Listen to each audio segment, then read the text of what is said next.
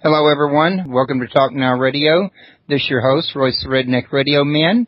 And joining me today is going to be Gloria Taylor Brown. And her co-author, Normandi Ellis, was supposed to be with us tonight.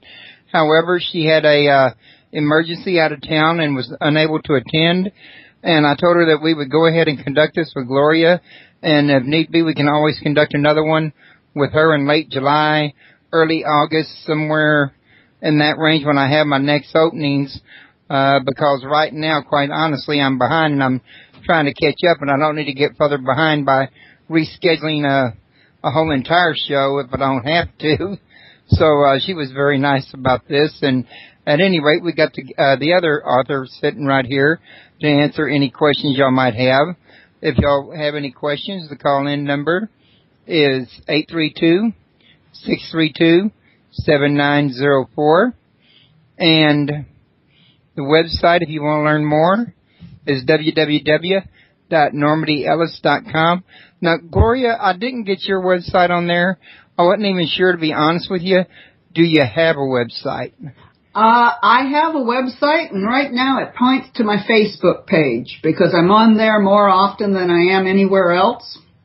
But it's Gloria Taylor Brown. But we do have a website that's for the book, and for the book it's www.invokingthescribes.com. And our book is Invoking the Scribes of Ancient Egypt. And there's a lot more material on the website, including a lot of photos and other writings that were done. Now, I was reading this book over the course of the last couple of weeks, a little bit at a time, and I noticed that it's really a compilation of you, Normandi, and I want to guesstimate, which I didn't count, 20-some-odd people total over the course of about a 2-week tour of Egypt. I went through many of the major sites, if not all of them, and at each site, y'all each wrote your thoughts or meditations or, something of importance or prayers about that site that could also be written anywhere else. You don't have to actually be in Egypt to do it. Am I getting this correct? You're correct. We had with us 17 people, and they all contributed to the book.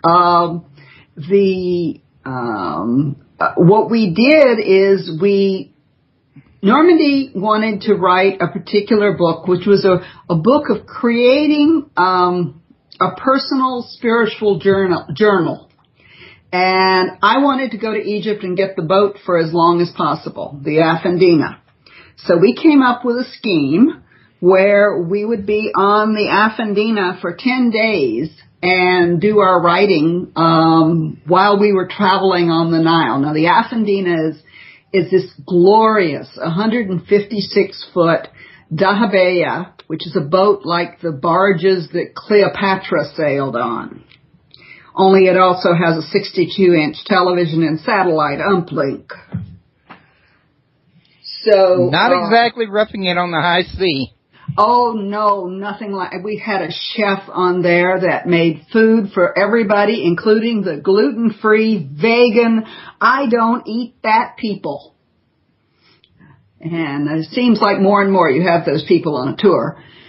So what we did is everyone participated in the exercises, and whenever we came back from Egypt, Normandi and I spent 2 weeks in Kentucky in the cold December, editing it down from over 800 pages to the pages that appeared in the final printed version. And we made sure that every one of our participants was represented, and we made sure that we got the best writing of each one. So everybody gets at least 2 writings in there, and some of them have more than that. My dear friend Catherine Ravenwood, her writing starts and ends the book because she did the calling in of the directions and the releasing of the directions.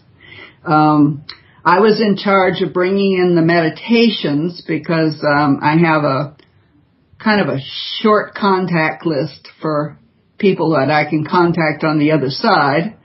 And Normandi was in charge of making sure that our writing exercises went well. And altogether, I believe, and this is without the least amount of humility, I believe we created a great book. Well, I really kind of enjoyed the book, so it must have been a pretty good book. Well, that's like, makes me sound like I'm awful particular, but I am something of a perfectionist, if I was to be honest. You ask my kids, I drove them crazy. But at any rate, it was very interesting to me how y'all put this here book together, and the way you told the story, because what it seemed to me like I was reading was a mixture of the actual tour itself and what y'all were experiencing during the tour, blended in with spots all the way through it with the meditations, so you really kind of got two streams of benefit from it rather than just one. Right. Well, we didn't want just a pure travel book. We wanted, because we're both, Normandi and I both are completely committed to the mysteries of Egypt. And so we wanted to contain that. We also just love Egypt. I've been there 12 times. Normandy's been there 8 times. We love the people, the country, and I'm talking about Egypt today, not Egypt 3,000 years ago. So we're having kind of a dual love affair here. And then on top of that, we really enjoyed the people that came with us. So we wanted to make sure that they had a full experience of Egypt. And, so to allow people to have a picture into what it's like to travel and to travel in this really special way, we wanted to have the travel part in there. And I actually wrote most of that, some of that, my writing was all done in Egypt, in Cairo. We assigned each one of the people, since we had 16 days and more than 16 people, we assigned each day to one person, and for that day, they were the scribe, and they were to record everything that happened. And that's the scribe days that appear in the book, which is each day of the tour. So you have 16 different viewpoints of the same trip. So who was the historical expert that was given all the historical data on the gods like Isis and Hathor and Osiris and Ptah and all the rest of those? Well, Normandi and I are both Egyptologists, so we have a strong background in that. And then we also had with us a tour guide who's Emil. Oh, it's Shaker, pronounced Emil, okay. Who is, he's been doing this for over 30 years, and he's been working with us for over 20 years with shamanic journeys. And he knows exactly how to get us to the temple at the right moment, so that the guards don't tell us we can't do ceremony, because you can't do ceremony in Egypt anymore. And so between us and the fact we had on the tour, actually, I think there were 5 or 6 of the people who'd been to Egypt with us either 2 or 3 times before. So, a lot of the people that go with us on shamanic journeys tours, I know of one woman who's gone 7 times. And every time she says it's like no other trip she's ever taken. So you and Normandi both host these tours periodically? Yes, we do. We work with Nicki Scully, who wrote the foreword to our book, and she owns the company Shamanic Journeys. And she coordinates our entire tours. She also coordinates the tours for a lot of other people, from Gene Houston to anybody else you can think of in the spiritual realm. And we work with Quest Travel in Egypt, which is our beloved Mohammed Nazmi. Okay. I've got your URL for the travel site, and I'm pasting that into the chat room as we speak. Figured y'all could probably use some little attention for that.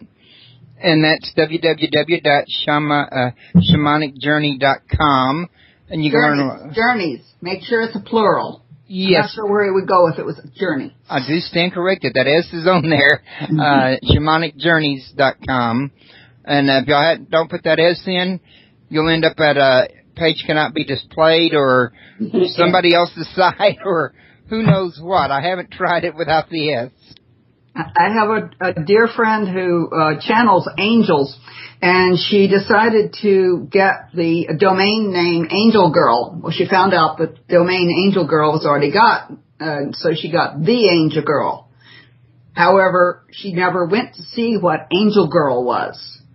We did that after she got the domain, and we went, oh my God, I can't believe, because it was like a major porn site. Oh no. Well, I went to the other one, and it was a shaman site, so I'm sure. At least it wasn't something like the other one, like you were just mentioning. At least it wasn't a porn site, in other words. Well, sometimes you get those shocks, when you're on the Internet.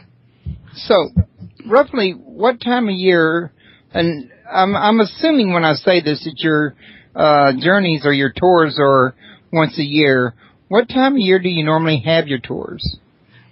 We normally go in late October, early November, and in March. And the reason for that is twofold. One, the weather is still warm enough to be comfortable, but cool enough to not roast your brain. And two, because it's what's called the shoulder season, when it's a little less expensive to travel in Egypt. Now, are y'all going to be holding tours that's going to include these writing exercises in the future? We'll have something new and different. New and different. New and different. So that might produce another book. Might produce another book, or what I'm working on personally is video, so I'm looking to produce a documentary. Well, after reading this here book, the contents in it could make for a pretty nice documentary, especially when y'all were explaining the historical stuff and the stuff about the gods, and y'all were right there on the scene. You could have cameras at it. You could be... I believe, if I remember correctly, one of your stops was the Temple of Abydos. Y'all could film pictures of the ceiling. I know it's got hieroglyphs all over the ceilings and the wall there. It could make for a great one. Yes, I agree. And I wish we'd had a video camera with us on that trip. We did have a video camera on a trip earlier, and we're still waiting to see if that ever comes out. A lady made a movie. We did have two professional photographers with us, Kathleen Shattuck and Mary Arnett Cremian. And so the photographs that are in the book and on the website are actually professional photograph quality. So our next goal is to do, like I said, I want to do a documentary, and I'd like to interview the people who we're over there with. I've been studying videography for years, and that's my next goal. So we're looking at the Goddess Dream Tour as the next one. Well, while you were there at the Temple of Abydos, did you look up at the ceiling and see that? I've seen it all over the web. I used to have it on my website. A picture was made of a section of the wall that had hieroglyphs that looked like modern-day tanks and helicopters and things of that nature. Did you happen to see that on the... I know where that is. That's in the section that was built by Ramses II.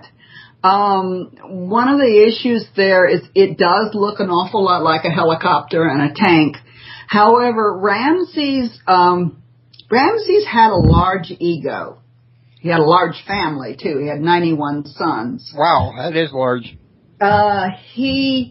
So whenever he took over Abydos from his father, Seti I, he went back in and he built another part of the building, another part of the temple. And over top of some of the hieroglyphs where his father had beautifully, lovely carved, he went in and very deeply carved his new hieroglyphs.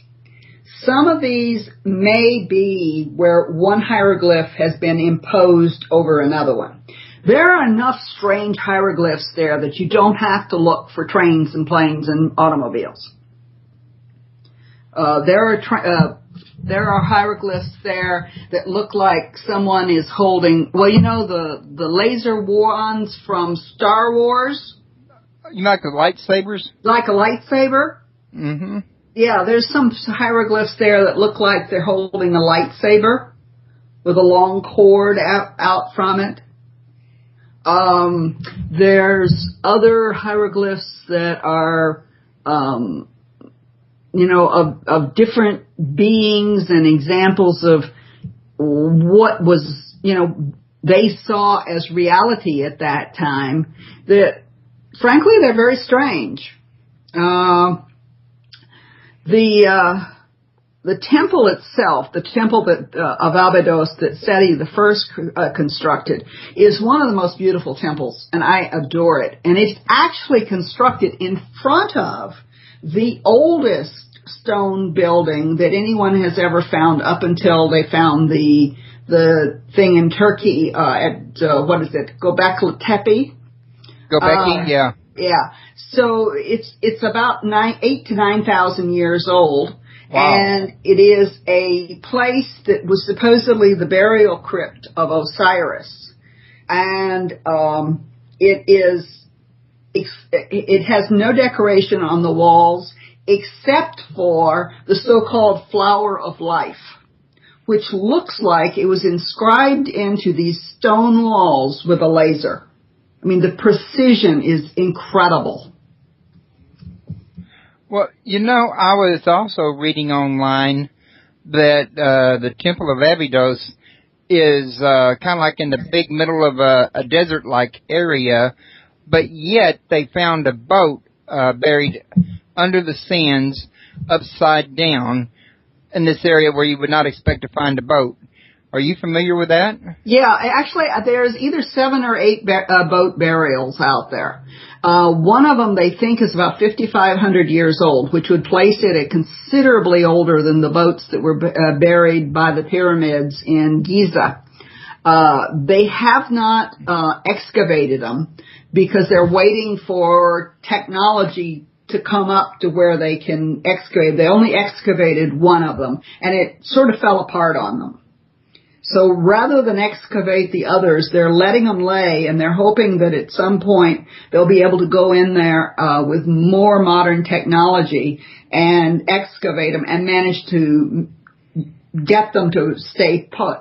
One of the things that's incredible is whenever you go to Giza and, you know, you think about, you know, I'm talking about a 156-foot boat that we sailed down the Nile on.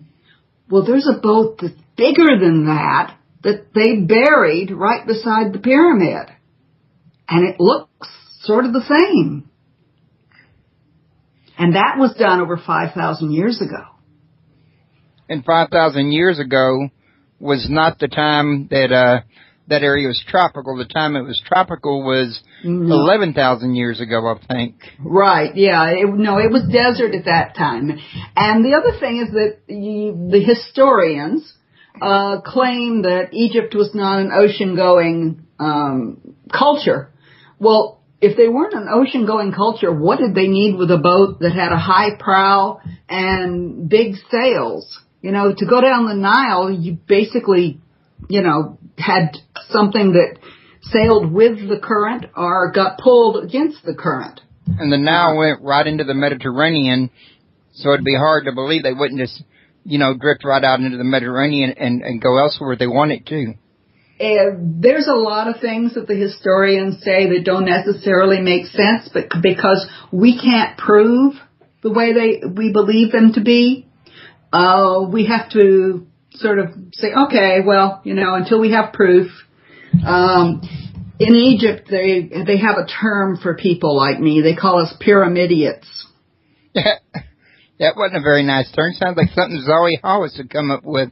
Yeah, well, Zahi's, Dr. Hawass, I've met him several times. He's an interesting man. I will say this for him.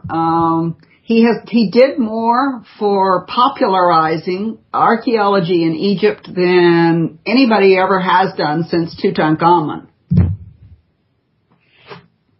I've also heard, though, that he suppresses some of the archaeological finds there that does not match Egypt's version of how things went. That may be so.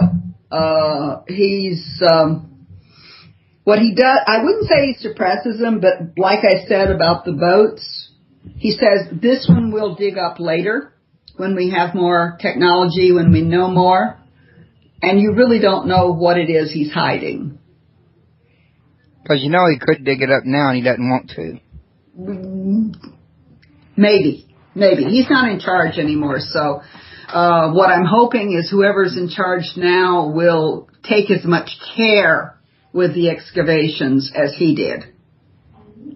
Yeah, I would imagine he did take care because Egypt was his home country, and it meant a lot to him. In other words, retaining the pristine condition of everything, I'm sure was important to him, as well as the history and everything else. Well, not only that, but the greatest treasures of Egypt are not in Egypt. They're in London. They're in Munich. They're in Paris. They're in New York. They were basically sold off in the last half of the 1800s, the early part of the 1900s, to museums around the world. And so they've gotten very protective about it. I mean, to the point that at this point, I don't know if you tried to pick up a rock on the ground and carry it out, you might be told to put the rock down. Well, a lot of writers out there, and I'm pretty sure you're familiar with some of them, believe that the pyramids and other major landmarks were laid out like a ground star map of the Orion constellation. You actually got a chance to see that. What do you think? Well, I do believe that, and I also don't believe that the pyramids were ever a tomb. I believe that they were a place that the priesthood went to be ordained, that there was a ceremony. I mean, there's some things that just don't make sense. The sarcophagus in the Great Pyramid is too big to get in through the door that you have to go into in order to get into the grand chamber, or the king's chamber as they call it. So it had to be built in place, which is mind-boggling. There are people out there who believe, and I think his name is Mark Myler is one of them, if I'm not mistaken. I've had him on my show.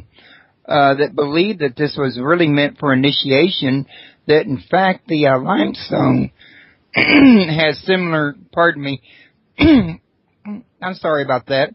That's okay. Has similar properties to quartz that are attuned for energy and music and sound that help with the process of initiation. Right. Yeah, I believe that. I'll tell you a story about one time when we were at Saqqara, which is the oldest of the pyramids. It's the so-called step pyramid. And we were down below in the crypt. And I had been there several times, and so I had volunteered to be the person who stayed back up by the door to turn the lights on when it was time to turn the lights back on. And so I was not participating in the meditation or anything else. And they had gone on down to the center of the area. And so I'm just sort of sitting there and watching. And all of a sudden, these sparks of light start flashing around. And I'm looking and I'm thinking, well, Nicki must be doing something with flashlights because there's these sparks of light. And then I hear this, at first monotone and then duotone chanting. And it goes on and on and on. And I think, well, they're chanting down in the tomb. And finally Nicki signals to me that I should turn the light on. And when she came up, I says, what were you chanting? She says, we weren't chanting. We weren't making a sound. I said, well, what about the lights? What were you doing with the lights down there? She says, there were no lights. I said, there were lights and there was chanting. And I wasn't having a psychic moment. I was having a physical moment. And you never did figure out what it was? I presume it was the pyramid singing. And, you know, it was obviously, the pyramids heat, they cool, but it sounded like voices chanting two different tones. And the Great Pyramid, if you go into the Great Pyramid, you go into the King's Chamber, and you do sound in there. I mean, Halprin's done recordings in there. The sound is so magnified. It's just incredible. It like bounces off the walls at you. And it does, the pyramid itself seems to vibrate. So, yeah, I believe they are incredible machines. And we have not discovered in our tiny little minds how to use them. Well, I know I was reading in your book that when you laid down inside of the sarcophagus, you had a sudden feel of energy going through you, giving you a heightened experience of sorts. Is this somehow connected to what you might have been thinking about the sound and everything? It might have been. I've been in the sarcophagus now 11 times. And every time it is transformational. It doesn't seem like it should be. It's just a big stone box after all. And it's not easy to get in and it's not easy to get out of. But it is somehow, there's some energy there that, I've had reports of people seeing angels. I've had reports of people seeing their grandmother. I personally see light, dancing lights, gods and goddesses. So, I don't know. It may be what you bring there becomes magnified. All I know is it is an incredible experience, and it should be on everybody's life list. Well,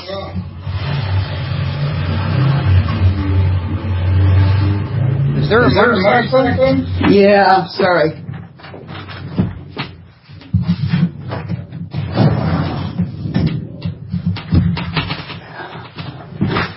I live on a street where cars don't drive down, so it's always a shock whenever there's any noise. I apologize. That's okay.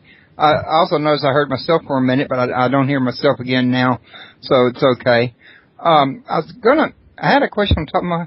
Oh, another thing I read in the book that really got my attention, and I forget who it was that told it. It might have been you. The story about the Turtle Island and Turtle Woman. Mm-hmm. I found that to be unusual because this is a book about Egypt and experiences in Egypt, and Turtle Island is a Cherokee legend. That was something that was written by Nettie Eldridge, who is a Cherokee. And that was her experience. And it was her writings, and whether it was her writings about whenever she was in this country. America is Turtle Island. So whether it was that or not, I don't know. It was well written. I do know that. It was also kind of lengthy. It's kind of hard to edit some of this stuff. I think you've done an excellent job. But yeah, she had a very interesting story in there. Of course, me being Cherokee, it got my attention. Yeah, well, I'm part Cherokee as well, so my grandfather's a full blood. Now, when did this book come out on the market exactly? 11/11/2011. Really? Really.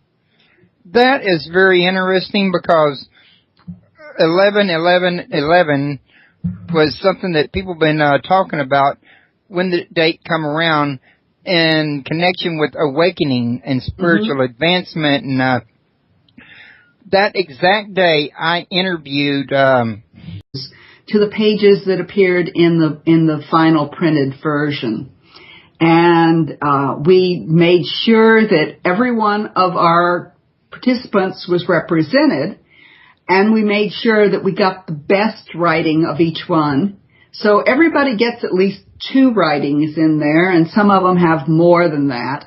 My dear friend Catherine Ravenwood, her writing starts and ends the book because she did the calling in of the directions and the releasing of the directions. I was in charge of bringing in the meditations because I have a kind of a short contact list for people that I can contact on the other side. And Normandi was in charge of making sure that our writing exercises went well. And altogether, I believe, and this is without the least amount of humility, I believe we created a great book. Well, Hello, everyone. Welcome to Talk Now Radio. This is your host, Royce the Redneck Radio Man. And joining me today is going to be Gloria Taylor Brown. And her co-author, Normandi Ellis, was supposed to be with us tonight. However, she had a emergency out of town and was unable to attend. And I told her that we would go ahead and conduct this with Gloria.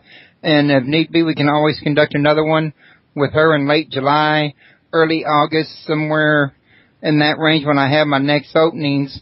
Because right now, quite honestly, I'm behind and I'm trying to catch up, and I don't need to get further behind by rescheduling a whole entire show if I don't have to. So she was very nice about this, and at any rate, we got the other author sitting right here to answer any questions y'all might have. If y'all have any questions, the call-in number is 832-632-7904, and the website if you want to learn more. Dina for 10 days and do our writing while we were traveling on the Nile. Now, the Afendina is this glorious 156-foot dahabeah, which is a boat like the barges that Cleopatra sailed on. Only it also has a 62-inch television and satellite uplink. So not exactly roughing it on the high sea. Oh, no, nothing like. We had a chef on there that made food for everybody, including the gluten-free, vegan, I don't eat that people. And it seems like more and more you have those people on a tour. So what we did is everyone participated in the exercises, and whenever we came back from Egypt, Normandi and I spent 2 weeks in Kentucky in the cold December, editing it down from over 800 pages. People total over the course of about a 2-week tour of Egypt. Y'all went through many of the major sites, if not all of them, and at each site, y'all each wrote your thoughts or meditations or, something of importance or prayers about that site that could also be written anywhere else. You don't have to actually be in Egypt to do it. Am I getting this correct? You're correct. We had with us 17 people, and they all contributed to the book. What we did is Normandi wanted to write a particular book, which was a book of creating a personal spiritual journal. And I wanted to go to Egypt and get the boat for as long as possible, the Afendina. So we came up with a scheme where we would be on the Afendina. Is www.normandyellis.com. Now, Gloria, I didn't get your website on there. I wasn't even sure, to be honest with you. Do you have a website? I have a website, and right now it points to my Facebook page because I'm on there more often than I am anywhere else. But it's Gloria Taylor Brown. But we do have a website that's for the book, And for the book, it's www.invokingthescribes.com. And our book is Invoking the Scribes of Ancient Egypt. And there's a lot more material on the website, including a lot of photos and other writings that were done. Now, I was reading this book over the course of the last couple of weeks, a little bit at a time, and I noticed that it's really a compilation of you, Normandi, and I want to guestimate, which I didn't count, 20 some odd